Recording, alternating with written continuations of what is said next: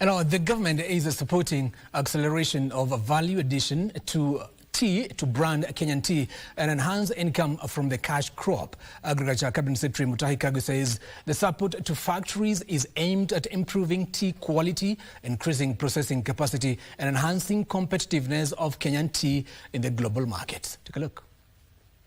Largest agricultural foreign exchange earner for Kenya after horticulture, and supports the livelihoods of hundreds of thousands of smallholder farmers. In recent years, the government has introduced reforms aimed at improving the value chain's competitiveness through value addition, factory modernization, and new export markets. Sisi pia ni lazima tuwe na uwezo wa kufika Ulaya na kusema this is Kenya tea. Vile wewe unaingia kiosk, unanunua chupa ya Coca-Cola.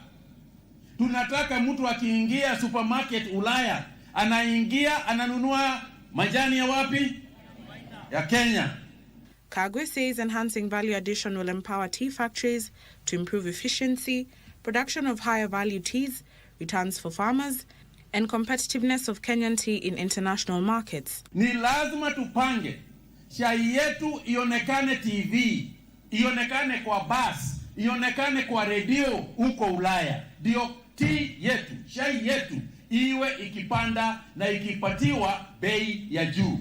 He urged stakeholders to support initiatives aimed at strengthening the sustainability of the tea value chain. A country grows because a farmer has got something in the pocket.